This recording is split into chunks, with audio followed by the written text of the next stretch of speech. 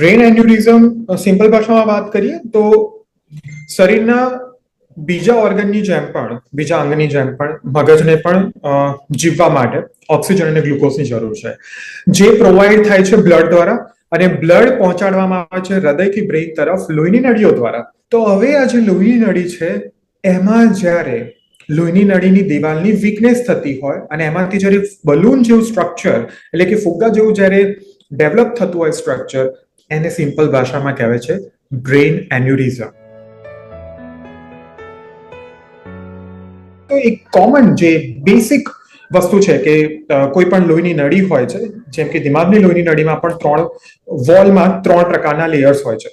જ્યારે લોહીની નળીના વોલ્સમાં દિવાલમાં જ્યારે વીકનેસ આવી જાય છે ત્યારે એ વીકનેસના કારણે જ્યારે લોહીની નળી આ રીતે સિમ્પલ રીતે સીધે જતી હોય છે, પણ એના બદલે કોઈ વખતે લોહીની નળીના દિવાલની વીકનેસના લીધે એનું બલૂનિંગ થઈ જાય છે, એટલે કે ફુગ્ગા જેવું ફોર્મેશન થઈ જાય છે. તો જે સ્ટ્રક્ચર ફોર્મેશન થાય છે એને બ્રેન એન્યુરિઝમ કહેવાય છે અને એનું કારણ છે કે એના વોલનું વીકનેસ. પણ હવે જ્યારે વોલના વીકનેસની વાત આવે તો એના માટેના બી જે રિસેન્ટ રિસર્ચિસ થયેલા છે એના ઉપરથી ખ્યાલ આવે છે કે ઘણા લોકોને જીનેટિકલી જ મળેલું હોય છે કે આપણા લોહીની નળી જે બનતી હોય છે દિવાલો એ કોલાજનમાંથી બનતી હોય છે. તો ઘણા ખરા પેશન્ટને કોલાજન ફાઇબર્સના જે ડિઝીઝ હોય છે, જેનેટિક ડિઝીઝ, તો એ પેશન્ટ્સ મોર પ્રોન હોય છે, એટલે કે એ થવા માટે વધારે જવાબદાર હોય છે. ઘણી ખરી વખતે કિડનીના ડિઝીઝમાં જો સિમિલરલી એ પ્રકારનો જો ફુગ્ગાની રચના થતી હોય તો એવા કેસીસની અંદર, એવા પેશન્ટની અંદર બ્રેનનું એન્યુરિઝમ થવાના ચાન્સીસ વધારે છે, જેને અમે સિમ્પલ ભાષામાં polycystic disease of the kidney કહેતા હોઈએ છીએ. કોઈ પણ ડિઝીઝની ચર્ચા થતી હોય મેડિકલ સાયન્સમાં તો ડિઝીઝનું રિસ્ક સ્ટ્રેટિફિકેશન થતું હોય છે. જો જિયોગ્રાફિકલી વાત કરવા જઈએ તો Japanese are more prone to that, Japanese અને some part of the southern China. તો જિયોગ્રાફિકલી આ પાર્ટ ઓફ ધ વર્લ્ડમાં સૌથી વધારે એન્યુરિઝમના કેસીસ દેખવા મળતા હોય છે. અને જેમ મેં વાત કરી, જો કોલાજન ફાઇબર્સના ડિસઓર્ડર્સ હોય તો એવા પેશન્ટના બ્રેનના લોહીની નળીમાં વીકનેસ હોય છે વોલની અંદર, તો એ લોકો પણ બ્રેન એન્યુરિઝમના રિસ્ક પર છે. અને જો કોમનલી અત્યારે જેટલા પણ આપણા હાઇપરટેન્શન્સ વાળા પેશન્ટ્સ હોય છે, એટલે કે હાઈ બ્લડ પ્રેશર વાળા પેશન્ટ્સ, તો એ પેશન્ટ્સ બી થોડા ઘણા અંશે બ્રેન એન્યુરિઝમ માટે રિસ્ક પર હોય છે. પણ એક પોઈન્ટ ક્લિયર કરવા માંગીશ કે બ્લડ પ્રેશર એ ડાયરેક્ટ રિસ્ક ફેક્ટર નથી એન્યુરિઝમ માટે. જો એની સાથે સાથે કોલાજન ફાઇબર્સના જો ડિઝીઝ હોય, જેનેટિક ડિઝીઝ, અને જો બ્લડ પ્રેશર હોય તો એ રિસ્ક વધારી દે છે. સિમ્પલ છે કે જ્યારે કોઈ પણ દિવાલ વીક થતી હોય કોઈ વસ્તુની તો એ ફાટવાની શક્યતા વધી જાય. તો સેમ બ્રેન એન્યુરિઝમમાં પણ જે બ્રેનની લોહીની નળી છે એમાં જ્યારે એન્યુરિઝમ થાય છે તો એ વીક પોર્શન છે, તો એ ફાટવાની સંભાવના વધી જતી હોય છે. તો એ જ એનું સૌથી મોટું કોમ્પ્લિકેશન છે કે રપ્ચર ઓફ ધ એન્યુરિઝમ, એટલે કે એન્યુરિઝમનું ફાટી જવું, ફુગ્ગાનું ફાટી જવું. તો ફુગ્ગાનું ફાટ્યા પછી શું થાય કે લોહીની નળીમાં તો બ્લડ જતું હોય, તો બ્લડ જ્યારે લોહીની નળીમાંથી બહાર આવે તો આપણે સિમ્પલ ભાષામાં એને હેમરેજ કહેતા હોઈએ છીએ. તો બ્રેન હેમરેજ થતું હોય છે. પણ જો આપણે કોમ્પ્લિકેશન્સની વાત કરતા હોઈએ, જો ઇમ્પોર્ટન્ટ પોર્શનમાં જો બ્રેન હેમરેજ થાય તો એના અલગ અલગ અલગ લક્ષણો પેશન્ટમાં દેખવા મળતા હોય છે, રાઈટ. તો સૌથી વધારે જો કોમ્પ્લિકેશન્સ કહેવા જઈએ તો ઘણા ખરા પેશન્ટને કોમેટો સ્ટેટ, એટલે કે કોમામાં પણ જતા હોય છે. ઘણા ખરા પેશન્ટને એક રાઈટ સાઈડ કે લેફ્ટ સાઈડનું પેરાલિસિસ, એટલે કે વીકનેસ પણ થતું હોય છે. ઘણા ખરા પેશન્ટને સિવિયર હેડેક પણ થતું હોય છે જ્યારે રપ્ચર થાય છે ત્યારે. અને જો હેમરેજ ઘણા મોટા પ્રમાણમાં હોય તો એ જાન માટે જોખમરૂપ પણ સાબિત થાય છે. ઘણા ખરા પેશન્ટ્સ બ્રેન એન્યુરિઝમ સાથે જન્મતા હોય છે અને થ્રુ આઉટ ધ લાઈફ એમને ખબર જ નથી હોતી કે એમના બ્રેનની અંદર એન્યુરિઝમ્સ પણ હતા અને એમનું ડેથ પણ થઈ જતું હોય છે એઝ અ નેચરલ ડેથ. તો ઘણી ખરી વખતે બ્રેન એન્યુરિઝમ્સ જે હોય છે એ સિમ્પ્ટોમેટિક હોવા એ જરૂરી નથી. એટલે કે ઘણા ખરા બ્રેન એન્યુરિઝમ એસિમ્પ્ટોમેટિક હોય છે, કારણ કે એ પેશન્ટને કોઈ પ્રોબ્લેમ હોતો નથી પૂરા લાઈફ દરમિયાન, એ કદી ડોક્ટર્સ માટે સીક નથી કરતા એડવાઇસ માટે, અને કોઈ ઇન્વેસ્ટિગેશન નથી થતું તો આપણને ખબર બી નથી પડતી. પરંતુ જ્યારે એન્યુરિઝમ જો સિમ્પ્ટોમેટિક થાય તો મોસ્ટ ઓફ ધ ટાઈમ એમાં માઇનોર હેમરેજ, માઇનોર એ ફાટી જાય છે અને એમાંથી હેમરેજ થતું હોય છે. તો એવા કિસ્સામાં એકદમ કોમન લક્ષણ જે અમારી મેડિકલ ટર્મ્સમાં બિંગ અ ન્યુરોસર્જન તરીકે ખૂબ જ કોમન છે, પેશન્ટ કયા લક્ષણ સાથે આવતું હોય છે કે જિંદગીનો સૌથી ભયંકર માથાનો દુખાવો થઈ રહ્યો છે. એ લોકોનું એક ટિપિકલ વર્ડ હોય છે કે આજ સુધી અનુભવી નથી એ પ્રકારનું માથું દુખાય છે. સો વિચ ઇઝ હાઈલી સસ્પિશન. જ્યારે આ લક્ષણ સાથે પેશન્ટ આવે ત્યારે ન્યુરોસર્જન તરીકે અમને હાઈલી સસ્પિશન હોય છે કે અમારે બ્રેઇન એન્યુરિઝમ માટે બી ચેક કરવું જરૂરી છે એ પેશન્ટની અંદર. અને ઘણી ખરી વખતે જો અલગ અલગ પોર્શન ઓફ બ્રેઇનમાં જ્યારે હેમરેજ થતા હોય બ્રેઇન એન્યુરિઝમ રપ્ચર થવાના લીધે, તો એના રિલેટેડ બી સિમ્ટમ્સ દેખવા મળતા હોય છે. ઘણી ખરી વખતે પેશન્ટને ખેંચ આવતી હોય છે, જેમાં હાથ પગનું મૂવમેન્ટ થાય, જીભ બહાર આવી જાય, મોઢું છે એક બાજુમાં થઈ જવું. ઘણી ખરી વખતે પેશન્ટના એક બાજુનો હાથ નહીં ચાલવો કે પગ નથી ચાલવો, એ પ્રકારના હેમરેજના રિલેટેડ બી સિમ્ટમ્સ દેખવા મળતા હોય છે. બ્રેઇન એન્યુરિઝમ માટે ડોક્ટરને કન્સલ્ટ ક્યારે કરવું? જેમ મેં હમણાં કહ્યું એ રીતે, જ્યારે ઘણી ખરી વખતે બ્રેઇન એન્યુરિઝમ એસિમ્પ્ટોમેટિક હોય છે, તો એવા કિસ્સામાં પેશન્ટને કોઈ સિમ્ટમ્સ નથી તો આઈ થિંક એ કદી બી ડોક્ટર પાસે જવાના નથી.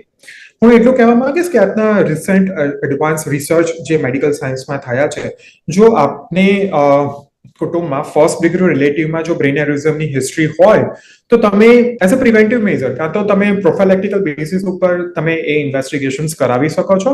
અને જો એવા કિસ્સામાં બી જો તમને હાઇપર ટેન્શન એટલે કે હાઈ બ્લડ પ્રેશરની બીમારી હોય તો બી તમે MRI કે CT સ્કેન વિથ એન્જિયોગ્રાફી કરાવી શકો છો ટુ ડાયગ્નોઝ એસિમ્પ્ટોમેટિક એન્યુરિઝમ ને ડાયગ્નોસિસ કરવા માટે, એટલે જલ્દીથી જાણવા માટે. અને જો બીજી રીતે જો એમને કિડનીના પોલિસિસ્ટિક કિડની ડિઝીઝ, જેમાં કિડનીની અંદર નાની નાની પાણીની ગાંઠ થતી હોય છે, સિસ્ટ ફોર્મેશન થતું હોય છે, તો એવા કિસ્સાની અંદર બી અમે લોકો સ્ક્રીન કરતા હોઈએ છીએ પેશન્ટ એન્યુરિઝમ્સ માટે. અધરવાઇઝ જિયોગ્રાફિકલી જે પીપલ જાપાન અને ચાઇનામાં, સાઉથર્ન પાર્ટ ઓફ ચાઇનામાં રહેતા હોય છે, તો આઈ થિંક એ લોકો માટે તો ત્યાંના કન્ટ્રીઝ માટે ત્યાં તો સ્ક્રીનિંગ ઇમ્પોર્ટન્ટ એટલે કે કમ્પલસરી હોય છે. બટ ઇન્ડિયાની વાત કરીએ તો એ સ્ક્રીનિંગ અહીંયા આપણે નથી જરૂર, કારણ કે એ આપણા જિયોગ્રાફિકલ એરિયામાં નથી. બ્રેઇન એન્યુરિઝમમાં પેશન્ટ ત્યારે જ કન્સલ્ટ કરતું હોય છે જ્યારે એન્યુરિઝમ રપ્ચર થતું હોય છે, કારણ કે ત્યારે જ પેશન્ટ સિમ્પ્ટોમેટિક થાય અને પેશન્ટને સિવિયર હેડેક થાય, પેશન્ટને નોશિયા, વોમિટિંગ ફિલિંગ થાય, બ્લડ દેખાતું હોય, ડબલ દેખાતું હોય, ત્યારે જ એ લોકો ડોક્ટરની પાસે જતા હોય છે. જ્યારે બી પેશન્ટ જ્યારે ટિપિકલ વર્ડ્સ બોલતા હોય છે કે જિંદગીનો સૌથી ભયંકર માથાનો દુખાવો થઈ રહ્યો છે, તો બહુ હાઈલી સસ્પિશિયસ હોય છે કે પેશન્ટને બ્રેઇન એન્યુરિઝમ રપ્ચર થયું હશે, right? But A only provisional diagnosis છે. જો કન્ફર્મેશન ઓફ ડાયગ્નોસિસ ગણવા જઈએ તો CT scan of the brain with angiography અમે કરાવતા હોઈએ છીએ ડાયગ્નોસિસ કરવા માટે. અને ઘણી ખરી વખતે અમે લોકો MRI of the brain with angiography કરાવતા હોઈએ છીએ. અને 100% જે કન્ફર્મેટરી ટેસ્ટ છે, ગોલ્ડ સ્ટાન્ડર્ડ ટેસ્ટ છે ન્યુરોસર્જરી બ્રાન્ચમાં, તે છે ડિજિટલ સબસ્ટ્રેક્શન એન્જિયોગ્રાફી. જે રીતે હાર્ટનું એન્જિયોગ્રાફી થતી હોય છે તે રીતે અમે ન્યુરોસર્જન પગમાંથી નાની લોહીની નસમાં કેથેટર નાખીને અમે લોકો બ્રેઇનની એન્જિયોગ્રાફી કરતા હોઈએ છીએ. તો જે એન્જિયોગ્રાફી છે બ્રેઇનની એન્જિયોગ્રાફી, જેને કહેવાય છે DSA શોર્ટ ફોર્મમાં, ડિજિટલ સબસ્ટ્રેક્શન એન્જિયોગ્રાફી, તો એ કન્ફર્મેટરી ગોલ્ડ સ્ટાન્ડર્ડ ટેસ્ટ છે બ્રેઇન એન્યુરિઝમ માટેનો. બ્રેઇન એન્યુરિઝમની ટ્રીટમેન્ટ આપણે કહેવા જઈએ તો બ્રેઇન એન્યુરિઝમ એઝ સચ ફુગ્ગાને તો ટ્રીટ કરવાનું જ છે. એની સાથે સાથે જ્યારે બ્રેઇન એન્યુરિઝમ રપ્ચર થાય છે તો most of the patient, like 97% patients brain aneurysm rupture થવાની સાથે જ આવતા હોય છે, રાઈટ? તો એવા કિસ્સાની અંદર ઘણી ખરી વસ્તુઓ છે. એકલું જ ખાલી બ્રેઇન એન્યુરિઝમને જ નથી ટાર્ગેટ કરવાનું, પણ એની સાથે સાથે પેશન્ટનું બ્લડ પ્રેશરનું કંટ્રોલ છે એ દેખવાનું છે. પેશન્ટને કોઈ પણ પ્રકારનું પેઇન સ્ટિમ્યુલેશન નથી આપવાનું, પેશન્ટને વધારે પડતી બ્રાઇટ લાઇટમાં નથી રાખવાનું, પેશન્ટને કોઈ સ્ટ્રેસ નથી આપવાનું કોઈ પણ જાતનો, પેશન્ટને કામ અને ચિલ્ડ એન્વાયરમેન્ટમાં રાખવાનું છે. અને પેશન્ટનું એન્જિયોગ્રાફી કરીને એને કન્ફર્મ કરવાનું છે કે કયા પ્રકારનું કઈ સાઇટ ઉપર, અને મોર્ફોલોજી કે એની રચના કેવી છે એન્જિયોગ્રાફીની, એન્યુરિઝમની બ્લડ વેસલ્સની અંદર. અને જો આપણે ટ્રીટમેન્ટ ઓપ્શન્સ દેખવા જઈએ બ્રેન એન્યુરિઝમ્સ માટે, તો બે પ્રકારના ટ્રીટમેન્ટ ઓપ્શન્સ છે, જેમાં એક ઓપન સર્જરીઝ છે અને બીજું છે ન્યુરો એન્ડોવાસ્ક્યુલર ટ્રીટમેન્ટ. તો ઓપન સર્જરીઝની અંદર અમે લોકો બ્રેનને બહારથી અહીંયાથી કટ કરીને અમે લોકો અંદર જઈને એન્યુરિઝમને ક્લિપ કરતા હોઈએ છીએ. સિમ્પલ મેટાલિક ક્લિપ્સ આવતી હોય છે વિવિધ પ્રકારની, વિવિધ ડિઝાઇનની. તો જે તે મોર્ફોલોજી અનુસાર અમે એ એન્યુરિઝમ ઉપર ક્લિપ લગાવતા હોઈએ છીએ અને એન્યુરિઝમને અમે જે બ્લડ સર્ક્યુલેશન એમાંથી એલિમિનેટ કરી દેતા હોઈએ છીએ. તો એક વાત થઈ ઓપન સર્જરીઝની, અને જો બીજું હમણાં રિસન્ટ એડવાન્સીસમાં જો વાત કરીએ તો ન્યુરો એન્ડોવાસ્ક્યુલર, એમાં અગેન અમે પગની એક નાની લોહીની નળીમાંથી કેથેટર થી બ્રેનના એ એન્યુરિઝમની અંદર પહોંચી જતા હોઈએ છીએ. અને અલગ અલગ પ્રકારની ટ્રીટમેન્ટ્સ અવેલેબલ છે એન્જિયોગ્રાફી દ્વારા પણ, જેમાં મોસ્ટ કોમન અમે કોઇલ્સનો ઉપયોગ કરતા હોઈએ છીએ. એડવાન્સમાં ફ્લો ડાયવર્ટર્સ નામની જે ડિવાઇસીસ છે, વેબ ડિવાઇસીસ છે, and there are many more things are also આવી રહી છે માર્કેટ્સમાં. તો આ રીતે અમે ન્યુરો એન્ડોવાસ્ક્યુલરલી પણ એન્યુરિઝમને ટ્રીટ કરતા હોઈએ છીએ. અને એન્યુરિઝમને ટ્રીટ કર્યા પછીનો પીરિયડ પણ એટલો જ ઇમ્પોર્ટન્ટ હોય છે, લગભગ 21 દિવસ સુધીનો, જેમાં પેશન્ટનું ખૂબ જ ધ્યાન રાખવાનું હોય છે, એમના બ્લડ પ્રેશર માટેનું, એમના હાથ પગના મૂવમેન્ટ માટે, એમના સ્પીચ માટેનું.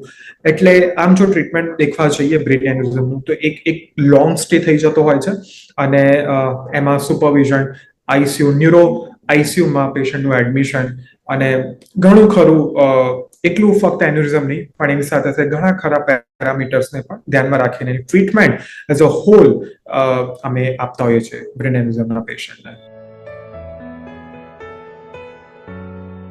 બ્રેન એન્યુરિઝમ રપ્ચરના રિલેટેડ જે કોમ્પ્લિકેશન્સ છે એને જરૂરથી આપણે પ્રિવેન્ટ કરી શકીએ છીએ, કારણ કે this is like genetically predispose જે લોકો છે એને બ્રેન એન્યુરિઝમ થતું હોય છે. So I think cigarette smoking is also the one of the risk factor, એક રિસ્ક ફેક્ટર છે. તો આઈ થિંક આપણે સિગરેટ સ્મોકિંગનું લાઈક પ્રિવેન્શન કરીને, બ્લડ પ્રેશર્સ જે હાઈ બ્લડ પ્રેશર્સ જે હોય છે એને લાઈક કંટ્રોલ, મેડિકેશન સાથે કંટ્રોલ કરીને, અને જો આપણા ફર્સ્ટ ડિગ્રી રિલેટિવ્સમાં જો એન્યુરિઝમ્સ હોય તો એમાં થોડું વિજિલન્ટ રહીને આપણા ન્યુરોસર્જન્સને સાથે રાખીને, લાઈક જ્યારે બી આપણને એવું જણાય કે અતિશય માથા મગજનો દુખાવો થઈ રહ્યો છે, તો એવા કિસ્સામાં આપણે જલ્દીથી ડાયગ્નોસિસ કરાવીને એનું ટ્રીટમેન્ટ કરાવવું જોઈએ. અને જો કિડની ડિઝીઝમાં જે પોલિસિસ્ટિક કિડની ડિઝીઝ છે જેના રિલેટેડ ઘણી ખરી વખત એન્યુરિઝમ્સ હોય છે, તો એવા ઘણા ખરા કિસ્સામાં બી અગમચેતીના પગલારૂપ આપણે એન્જિયોગ્રાફી, બ્રેનનું એન્જિયોગ્રાફી કરાવીને એને ડાયગ્નોસિસ અર્લી કરી શકીએ છીએ અને એને સિક્યોર કરી શકીએ છીએ અને ટ્રીટ કરી શકીએ છીએ. તો આઈ થિંક આપણે આ બધા જો પગલાં ભરીશું તો આપણે બ્રેન એન્યુરિઝમ રપ્ચર સાથેના જે કોમ્પ્લિકેશન્સ છે, જે ભયંકર કોમ્પ્લિકેશન્સ છે, એને પ્રિવેન્ટ કરી શકીશું.